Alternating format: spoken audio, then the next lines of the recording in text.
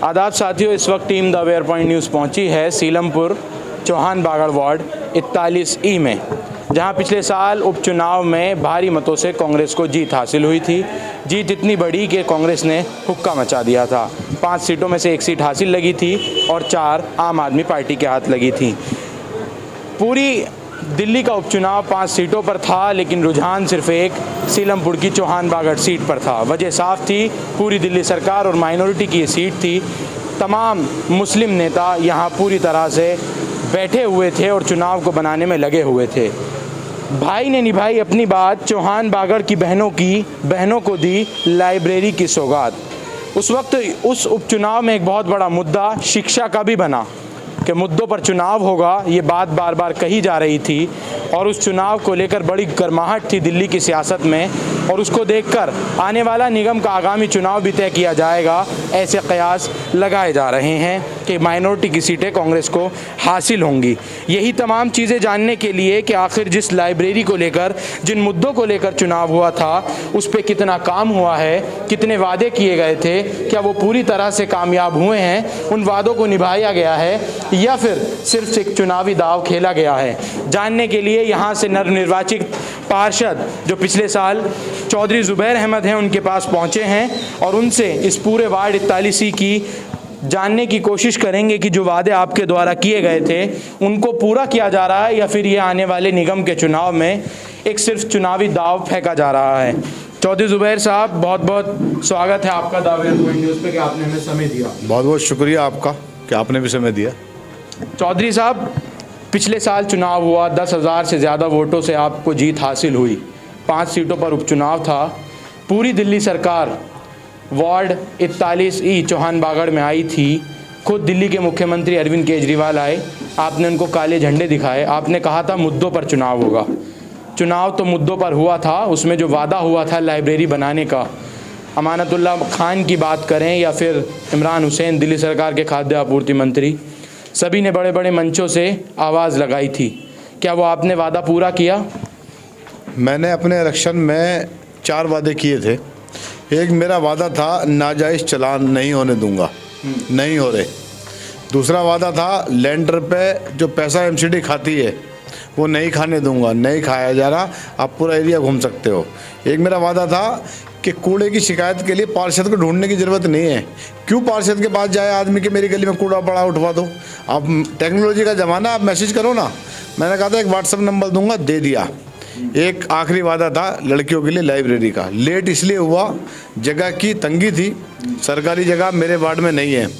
दूसरा मुश्किल ये था कि एक महफूज जगह चाहिए थी बहनों के लिए कि जहाँ बहन अपने आप को सेफ़ महसूस करे और जो घर के लोग हैं, जो पेरेंट्स हैं, वो भी उनको भेजने में ये महसूस करें कि हमारी बच्ची जहाँ जा रही है वहाँ सेफ़ है। उस जगह को ढूंढने में थोड़ा टाइम लगा। 8 महीने के पीरियड में लगभग 4 से 5 महीने कोविड का मुश्किलें रहीं, कोविड रहा, तो इसलिए थोड़ा टाइम लगा।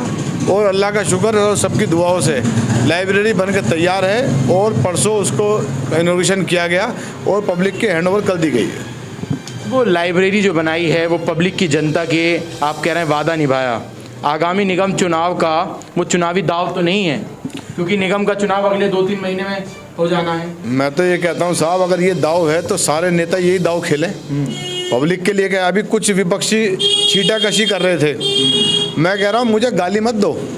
मुझे गाली देने से तुम्हें नुकसान होगा। तुम मुझे गाली दोगे और मैं मुसलमान हूँ, तुम्हारी एक नेकी मेरे खाते में जाएगी, मेरी एक बदी तुम्हारे खाते में जाएगी, तो गाली मत दो, तुम मुझे जवाब दो। और इसका जवाब का तरीका ये है कि 1 लाइब्रेरी की 2 लाइब्रेरी बना दो। इससे अच्छा जवाब नहीं हो सकता। इलाके की बेहतरी होगी, आवाम को फ़ायदा होगा। लड़ाई एक हेल्दी कंपटीशन करते हैं ना, कंपटीशन अगर करना ही है मुझसे। अच्छी कह रहे हैं मदरसा था महिलाओं का पहले से ही। मैं कब कह रहा हूँ मदरसा नहीं था? मैंने कहा था बेसमेंट में जगह ली मैंने, जगह खाली थी, मैं फ़ोटो दिखा देता हूँ, मैं मदरसे वाले से पूछवा देता हूँ। लाइब्रेरी तो नहीं थी ना, लाइब्रेरी बनाई गई है उसके अंदर और इलाके के लिए बनाई गई है, आवाम के लिए बनाई गई है। सभी बच्चियाँ उसमें जाके पढ़ेंगी। मैंने कुछ गलत करा है तो आप इससे बेहतर बना दो, मैं कब मना कर रहा हूँ आपको। किन मुश्किलों का सामना किया है आपने इस लाइब्रेरी के लिए? कोई मुश्किल नहीं आई, आपके अंदर इच्छा होनी चाहिए। और मैंने बताया था कि मेरा इमोशनल टच था इस लाइब्रेरी को लेकर, वो ये था कि मेरी कोई बहन नहीं है और इत्तेफाक से मेरी कोई बेटी भी नहीं है, और मन में एक खलीज थी कि बहन तो होनी चाहिए ना घर में, हम 3 भाई हैं। और इत्तेफाक ये देखो साहब कि मेरी भी बेटी नहीं है और मेरे 2 छोटे भाई उनके भी बेटी नहीं है। तो जो दर्द मेरे दिल में था वही मेरे बच्चों के दिल में है कि उनके भी बहन नहीं है। जब मैं इलेक्शन में कैंपेन के लिए गया तो मकसद ये था कि जब मैंने बच्चियों से बात करी, बहनों से बात करी, तो घर छोटे थे, 10-15 गज के घर हैं, माहौल नहीं मिलता पढ़ाई का। तो एक मन में सोच थी कि यार अगर मेरी बहन होती उनके लिए भी तो मैं करता ना। तो अल्लाह ने मुझे हज़ारों बहन दे दी, तो हज़ारों बहनों के लिए तो फिर तो एक आ गया ना कि बनाना है, और अल्लाह ने बनवा दी। अभी भी लगातार विपक्षी जो है छीटाकशी कर रहे हैं, कह रहे हैं कि हम 2 बनाएंगे, हम दिखाएंगे बनाकर कि लाइब्रेरी किसे कहते हैं। ये तो सिर्फ मदरसे को इन्होंने थोड़ा बहुत फर्नीचर डाल दिया, कुर्सियां डाल दी, और वहाँ कुरान पढ़ रही हैं बैठकर। और मदरसा बुरी चीज़ है, ये कुरान पढ़ना बुरी चीज़ है, कुरान नहीं होना चाहिए। मैंने तो जो ओपनिंग करी है वो भी यासीन शरीफ पढ़ा के करी है, तो क्या यासीन शरीफ नहीं पढ़ाई जानी चाहिए थी? ओपनिंग के अंदर अगर मैं यासीन शरीफ पढ़ा रहा हूँ या बच्चियाँ कुरान पढ़ रही हैं तो वो बुरा कर रही है। मैंने कहा कि जो लाइब्रेरी मैंने बनाई है, एक हमारे ऊपर एक स्टैम्प दी एक तरीके के टिपाई पे पढ़ने वाले लोग हैं, हमने उससे ऊपर उठ के काम किया है। हमने रिलैक्सिंग चेयर रखी है उस लाइब्रेरी के अंदर, हमने सोफ़ा रखा है, हमने बीन बैग रखा है, ताकि अगर थक जाएं तो बीन बैग पे बैठ के पढ़ सकती हैं। हमने उसके अंदर वज़ू खाना है, हमने उसके अंदर जानामाज़ें बिछाई हैं, ताकि नमाज की वजह से पढ़ाई ना छूटे और पढ़ाई की वजह से नमाज ना छूटे। हमने उसके अंदर इंडियन वेस्टर्न टॉयलेट है, किसी भी उसके लिए आपको बाहर नहीं जाना है, सारी ज़रूरत की चीज़ें उसके अंदर है। एक सजेशन बॉक्स रखा गया है, ताकि अगर आपको लगता है कि कोई आपका सजेशन है बहनों का मेरी, तो आप स्लिप लिख के उसके अंदर डालेंगी, इंशाल्लाह वो काम पूरा होगा। भले साहब नौजवान भाइयों के लिए भी कुछ किया जाएगा? बहुत सारे लड़ रहे हैं मुझसे, कल से परसों से मुझसे लड़ रहे हैं कि हमारे लिए क्यों नहीं। मैंने पहले भी कहा था कि बहनों को ज़रूरत ज़्यादा है। अगर मुझ पे इतना पैसा होता कि मैं सिर्फ एक को पढ़ा सकता, मेरी एक बेटी होती और एक बेटा होता, और पैसा इतना होता कि मैं एक को पढ़ाता, तो मैं सच्चाई बता रहा हूँ, मैं मंचों से भी कहता था मैं बेटी को पढ़ाता, बेटे को बाद में पढ़ा लेता, क्योंकि बेटा पढ़ता है घर चलता है और बेटी पढ़ती है तो नस्ल चलती है। अच्छा, आपको कैसा महसूस हो रहा है ये लाइब्रेरी बनाकर? क्योंकि मुसलमानों में शिक्षा का मेयार जो है वो बहुत ज़्यादा नीचे है, और ख़ासकर अगर लड़कियों की बात करें तो उनको उच्च लेवल की, मैं कह सकता हूं कि उच्च स्तरीय शिक्षा नहीं दी जाती है। तो आप खुद एक पर्सनली कैसा महसूस कर रहे हैं इस चीज़ को? मैं छोटी सी डिटेल में बताऊंगा अगर आप पर टाइम है इतना। नहीं, बिल्कुल। मैंने एक घर में कहा कि बच्ची ने 12th की थी, मैंने कहा आपने ग्रेजुएशन क्यों नहीं किए? तो वो उसने अपने अब्बा की तरफ देखा और उसने कहा कि अलाउ नहीं किया। तो मैंने उसकी अम्मी अब्बा से पूछा क्यों अलाउ नहीं किया? बोले माहौल अच्छा नहीं है, बच्ची दूर जाएगी। मैंने तो उसकी अम्मी अब्बा से कहा, मैंने कहा 5 दिन प्राइवेट अगर आप इसका फॉर्म भरते हैं कोरस्पॉन्डेंस या इग्नो या किसी भी यूनिवर्सिटी से, 5 पेपर होते हैं साल के अंदर, 5 दिन आपको लेके जाना पड़ेगा 3-3 4-4 घंटे के लिए। आप इसका दहेज इकट्ठा करने के लिए बल्ली मारान, ओखला, आजाम मस्जिद, पुरानी दिल्ली, करोल बाग, लाजपत नगर, सब जगह घूमोगे, धक्के खाओगे। इसकी पढ़ाई के लिए 5 दिन ही निकाल सकते आप। उस परिवार को समझ में आया, अल्लाह का शुक्र है उस बच्ची का ग्रेजुएशन का फॉर्म भरा गया और वो ग्रेजुएशन कर रही है इग्नू से।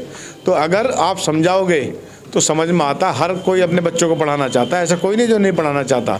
कुछ हालात या मजबूरियाँ रहती हैं जो नहीं पढ़ा पाते। वैसे चौधरी साहब, आपको मालूम है आपके इस एक निर्णय की वजह से, आपकी एक मेहनत, एक कोशिश की वजह से, चाहे मैं पुरानी दिल्ली की बात करूं या ओखला की बात करूं, जहां जहां दिल्ली में मुस्लिम आबादी है, कई दूसरे राज्यों में भी अब मुद्दों पे बात होने के लिए लोकल जो पब्लिक हैं या सोशल एक्टिविस्ट हैं वो कह रहे हैं कि अब मुद्दों पे चुनाव लड़ा जाना चाहिए, जैसे उन्होंने कर दिखाया कोई और भी कर दिखा सकता है। बिल्कुल, मैं तो कहता हूँ इलेक्शन से अब तक कह रहा हूँ, नाली खरंजा मुद्दा नहीं है। नाली खरंजा वहाँ भी बनता है जहाँ पर एमएलए काउंसलर नहीं होते। ये सरकार का काम है, बनाएगी, कहीं सफाई कम होगी कहीं ज़्यादा होगी, इसमें कोई बड़ा काम नहीं है। काम ये है कि आपने एजुकेशन के लिए क्या किया, आपने हेल्थ के लिए काम क्या कर रहे हो आप। अगर आप एजुकेशन और हेल्थ दे दोगे तो बाकी सब पब्लिक अपने आप कर सकती है, कोई मुश्किल नहीं है। आपके वालिद भी तो पहले 6 बार विधायक रहे, वो भी तो पहले लाइब्रेरी बना सकते थे, चलो मेरे साथ। इन झूठे निकम्मों ने कहा कि चौधरी मतीन ने 21 साल कुछ नहीं करा, जिस तरह एक निकम्मी सरकार ने कहा कि 60 साल कांग्रेस ने कुछ नहीं करा। अभी हम लाइव कैमरे पे चलते हैं, सीलमपुर चलता हूँ, प्रगति लाइब्रेरी आपको दिखाता हूँ। 96 के अंदर पत्थर अभी मंगा के देता हूँ मैं उसको। 96 में चौधरी मतीन ने प्रगति लाइब्रेरी सीलमपुर के अंदर बनवाई। 2002 के अंदर उसकी दूसरी बिल्डिंग बनवाई उसी लाइब्रेरी से।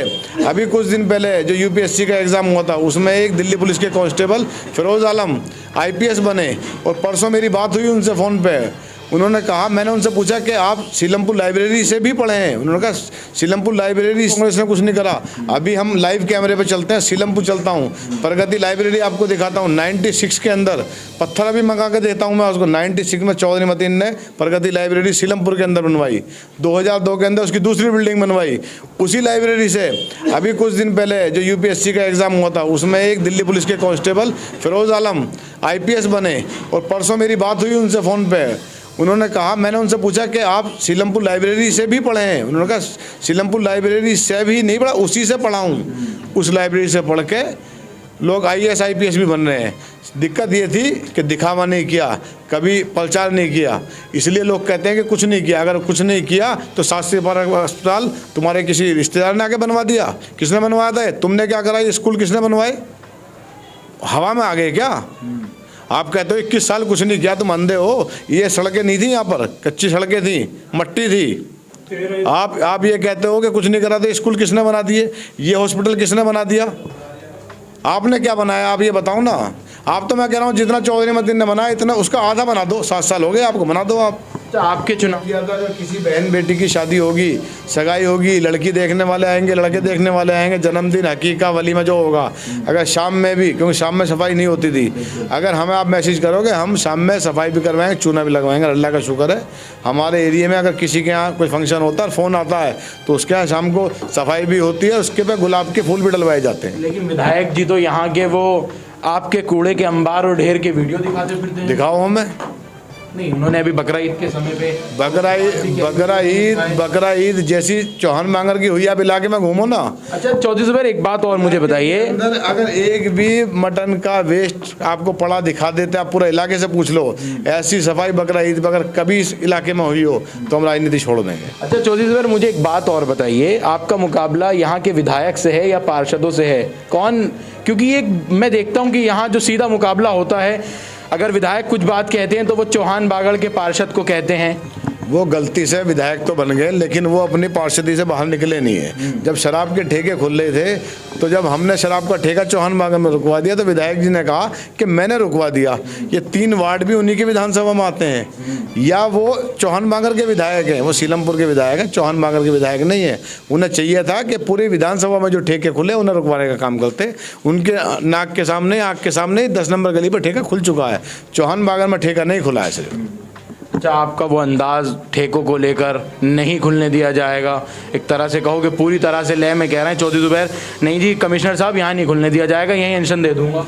अनशन नहीं दे दूंगा, हम नका इलाज कर देंगे, जो ठेका खोलेगा उसका इलाज कर देंगे। और हमें अपनी नस्ल को बचाने के लिए अगर बदतमीजी करनी पड़े, हरकत करनी पड़े, तो हमें उससे गुरेज नहीं है। अपनी नस्ल बचाना मकसद है। मैंने अपने इलाके में ठेका नहीं खुलने दिया, मैंने धमकी भी दी थी और मैं 20 दिन चरपाई लेके वहाँ लेटा था और ठेका नहीं खुला। दूसरा एक सज्जन खोल लेते, उनके सामने मैंने शौचालय बनवाने का वादा किया था, शौचालय बनवाने पहुँच गया। जिसमें ताकत हो वो जगह दे, हम उसके सामने शौचालय बनाएंगे। मुझ में ताकत थोड़ी ना, मैं तो कमज़ोर आदमी हूँ, सरकार मेरी नहीं है, मेरा निगम नहीं है, सेंट्रल गवर्नमेंट मेरा नहीं है। उसके बाद भी मैंने चौहान बागड़ वार्ड में ठेका नहीं खुलने दिया। तुम ताकतवर हो, तुम पैसे वाले हो, तुम्हारी सरकार है, तुम 3 वार्डों में रोक दो ना, क्यों नहीं रोक रहे?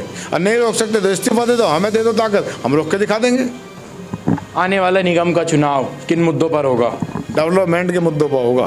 डेवलपमेंट के मुद्दों पर होगा। जो शराब के ठेकों पर घेरेंगे आप? शराब के ठेकों पर तो पब्लिक इलाज करेगी, मैं क्या करूंगा? जो केजरीवाल ने किया है, पंजाब जाके केजरीवाल कहते हैं कि मैं नशा मुक्त करूंगा, और दिल्ली को नशे में डुबोने का काम कर रहे हैं, तो उसका जवाब पब्लिक देगी इनको। अभी तो व्हाट्सएप पे और मैसेजेस आ रहे हैं कि अगर आपको शराब चाहिए, वाइन चाहिए, जो चाहिए वो मिलेगी डिलीवरी के लिए ऑफर। अभी विधायक जी कह रहे थे कि सरकारी नहीं खुलवाई, ठेका प्राइवेट चाहिए, लाइब्रेरी सरकारी चाहिए। तो ये तो पब्लिक इनको जवाब देने के लिए तैयार बैठी है, इनकी बुद्धि भ्रष्ट हो गई है, तो पब्लिक इलाज करेगी इनका, बेफिक्र रहें आप। बिल्कुल, अगर हम बात करें तो शिक्षा को लेकर बेहद बड़ी बात है कि जब एक पहली बार शिक्षा को लेकर आगे बढ़े कोई नेता और उन्होंने ये लाइब्रेरी बनाई, तो उस पर भी अलग अलग तरह की टिप्पणी करना, ये बिल्कुल कह सकते हैं कि क्योंकि आजकल की जो पॉलिटिक्स है, जो राजनीति होती है, वो क्षेत्रीय राजनीति, उसमें इन तमाम चीज़ों को छुपाने की कोशिश की जाती है। लोगों को सिर्फ और सिर्फ नाली, खड़ंजा, सफाई, कूड़ा उठवाना और भैया सीवर की सफाई, उन तमाम मुद्दों में बांध के रखा जाता है और उसमें खास अहम रोल अगर किसी का होता है तो उसके ज़िम्मेदार आप खुद रहते हैं, उसका ज़िम्मेदार मैं खुद रहता हूं, क्योंकि हम लोग सिर्फ उसी को काउंसलर्स और एमएलए और एमपीज़ का काम समझते हैं। ये नहीं जानते कि क्या क्या वो करा सकते हैं और क्या क्या वो कराने की हैसियत रखते हैं। तो निकलिए बाहर मकानों से हर पूरी दिल्ली में और अपने जो नेता हैं और उनसे कहिए कि शिक्षा के मेयार पर आप काम कीजिए, डेवलपमेंट के लिए काम कीजिए, हॉस्पिटल्स की बात कीजिए। नहीं तो वही हाल जो नस्लों को होगा उसका अंदाज़ा हम तमाम लोग खुद लगा सकते हैं। मैं फ़िलहाल आप तमाम लोगों से टीम द अवेयर पॉइंट की तरफ से अपील करता हूं कि आप तमाम लोग शिक्षा के लिए, आने वाला चुनाव शिक्षा के लिए, हेल्थ के लिए, इन तमाम मुद्दों पर बात करें, डेवलपमेंट के मुद्दों पर बात करें, अपनी नस्लों को तबाह होने से, बर्बाद होने से बचाएं और इन तमाम मुद्दों पर चुनाव आने वाला उसमें घरों से निकलकर वोट करें। फिलहाल मैं आप तमाम लोगों से सीलमपुर चौहान बागर वार्ड 41 से अलविदा चाहता हूं। Team the aware point news, Mohammad Rabbani, Tanzeel Khan.